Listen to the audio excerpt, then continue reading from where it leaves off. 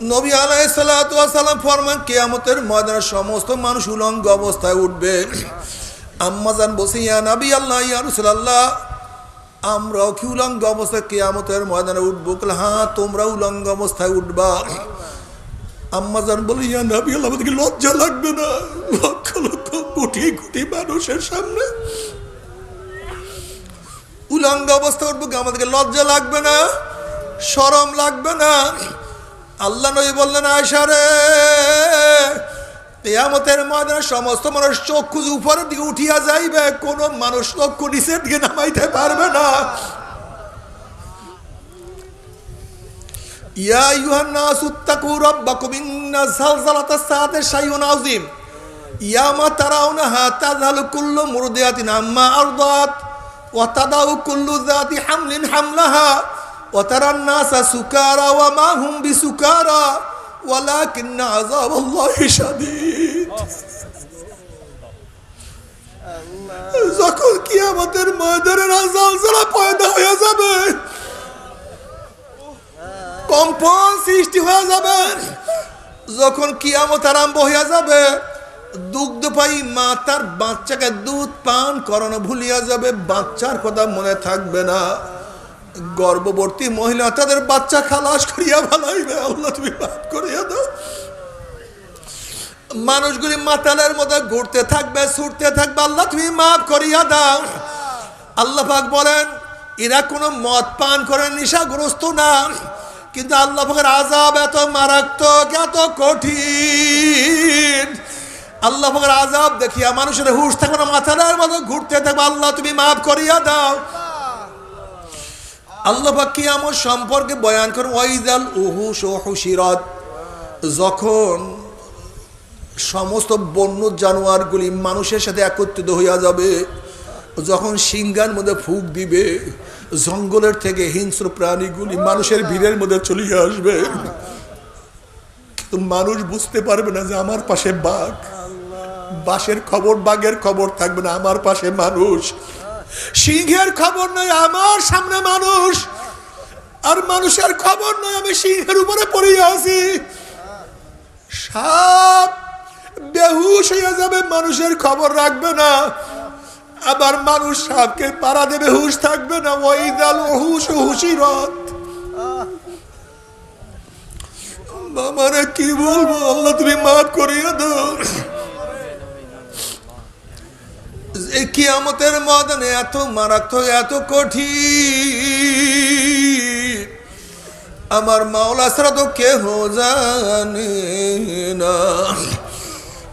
জনাবে মুহাম্মদ রাসূলুল্লাহ সাল্লাল্লাহু আলাইহি ওয়াসাল্লাম ফরমান আল্লাহ পাক ফেরেশতাদের আদেশ করে, ফেরেশতারা জাহান্নামের গলার মধ্যে শিকল লাগাও এবং নবী মুহাম্মদের উম্মতের কাছে জাহান্নাম নিয়ে যাও। আল্লাহ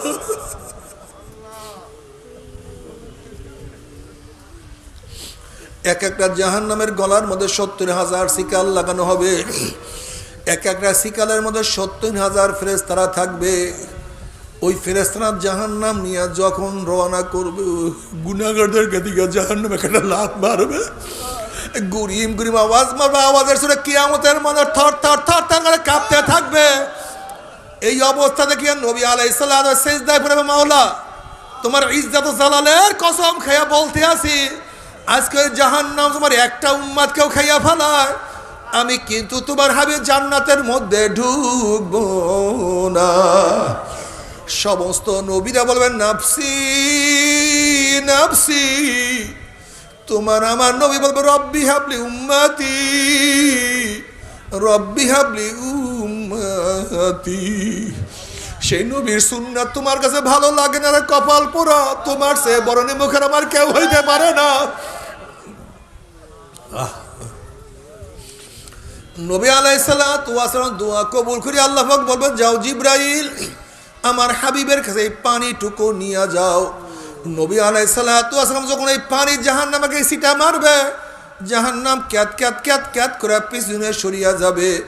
আল্লাহর হাবিব বলবেন মাওলা রে, যে জাহান্নামকে লক্ষ লক্ষ ফেরেশতারা ধরিয়া রাখতে পারে না, এ আবার কোন কুদরতি পানি, কোন আশ্চর্য পানি, যেই পানি মারার সাথে সাথে জাহান্নাম পিছনে সরিয়া গেল। আল্লাহ পাক ডাক দিয়ে বললাম, হাবিব গো, এই পানি কোনো আশ্চর্য পানি না, কোনো কুদরতি পানি না, এই পানি হলো তোমার গুনাহগার উম্মতের চোখের পানি। আল্লাহ, দুনিয়াতে কান্দাইয়া নিও, খবরে কান্দাইও না, দুনিয়াতে কান্দাইয়া নিও, কিয়ামতে কান্দাইও না, দুনিয়াতে কান্দাইয়া নিও, মিজানে কান্দাইও না। নবী আলাইহিস সালাতু আল্লাহর কাছে দোয়া করে, আল্লাহুম্মা রযুকনি আইনাইন তাবকিয়ান মিন খাশিয়াতিকা ক্বাবলা আন ইয়াকুনা দামু দামান। মাওলা হে, তুমি আমাকে এমন দুইটা চক্ষু দান করো, যেই চক্ষু তোমার ভয়ে সব সময় কাঁদতে থাকবে। ওই দিন কান্নার আগে, যেই দিন চোখের পানি শেষ হয়ে অনার্গর রক্ত বাহির হওয়া শুরু হবে। নাফরমান আজকে মাওলার জন্য কাঁদবা না, আজকে জাহান্নাম আমায় কাঁদবা না, আজকে জান্নাত পাওয়ার জন্য চোখের পানি ঝরাবা না।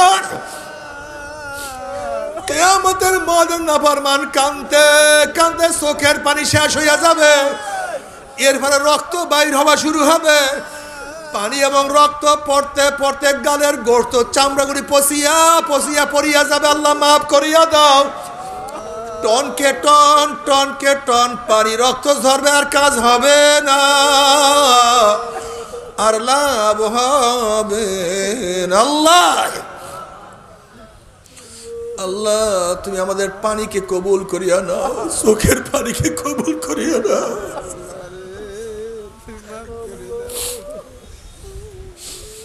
বাবারে, আজকে তোমার আমার চোখে পানি নাই, অথচ তিরমিজির মধ্যে রওয়ায়াত আছে নবী আলাইহিস সালাতু ওয়াস সালাম এত কান্না কাঁদতেন। ওয়ালি সাউফি আজিজু কাজিজিল মিরজাল মিনাল বুকা। নামাজের মধ্যে এমন ভাবে কাঁদতেন যেরকম পাতিলের মধ্যে পানি দিয়ে উপরে আবৃত করিয়া নিচে আগুন জ্বালাইয়া দিলে দেখবা পাতিলের মধ্যে গুম গুম আওয়াজ করে।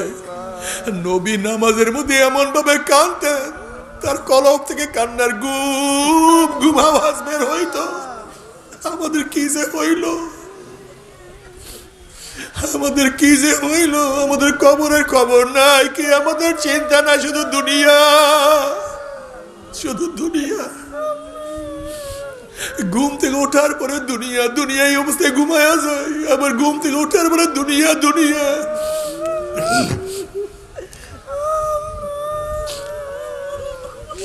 কিন্তু কে আমাকে বানাইলো, কেন বানাইলো, কি করলাম, আমার উপায় কি, আমার উপায় কি? দুনিয়াতে খাইলেও মারা যাব, না খাইলেও মারা যাব, সুস্থ থাকলেও মারা যাব, অসুস্থ হইলেও মারা যাব। যে ঔষধ বানাইছে সেও নাই, যেই ডাক্তার ঔষধ লিখছে সেও নাই, যেই দোকানদার ঔষধ বিক্রি করছে সেও মারা গেছে। আল্লাহ, যেই রুগী ঔষধ সেবন করছে সেও নাই, যেই জজ ফাঁসির রায় লিখছে সেও নাই, যেই জল্লাদ ফাঁসি কার্যকরী করছে সেও মারা গেছে, যাকে কার্যকরী করছে সেও নাই। ধনীও নাই, গরিবও নাই, নবী মুসাও নাই, ফেরাউনও নাই, নবী ইব্রাহিমও নাই, নমরুদও নাই, আমার নবীও নাই, আবু জাহেলও নাই। কোথায় বাদশাহ, কোথায় রাজা, কোথায় ধনী, কোথায় গরিব?